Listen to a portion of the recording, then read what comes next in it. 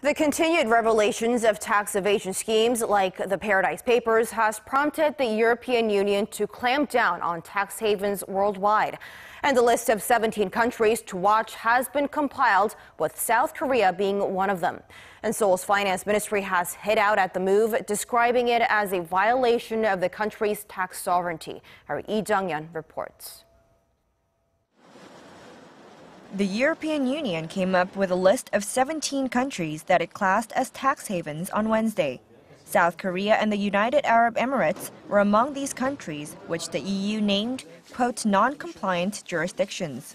The EU said South Korea has harmful preferential tax regimes and has not committed to amending or abolishing them.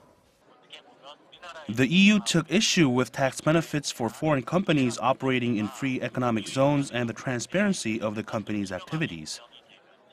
The EU further claimed countries on its list have not committed to implementing the OECD's new framework for tax evasion or complied with international standards on automatic exchange of information. South Korea's finance ministry slammed the EU's decision in a press release, saying being listed as a tax haven is not in accordance with internationally agreed standards, as the EU had agreed to the international tax reform measures at the G20 summit back in February, and that imposing EU criteria on non-EU countries also poses the risk of violating taxation sovereignty.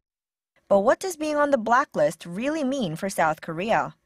If Korean government decided to change tax regulation, transparency, then there's a potential that those already existing foreign companies in free economic zone might move abroad. And second thing is that, as I said, European Union decision on this blacklist would have a significant negative effect upon the European investment into Korea.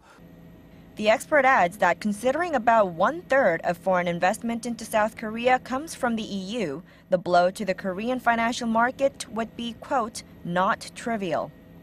For now, opinions differ on what should be done with these listed countries. Some say they should face some kind of sanction, while others say being listed is enough motivation for them to reform. But one thing experts agree on is that the South Korean government needs to act fast in order to minimize any negative impact on the local economy. Jeong-yeon, Arirang News.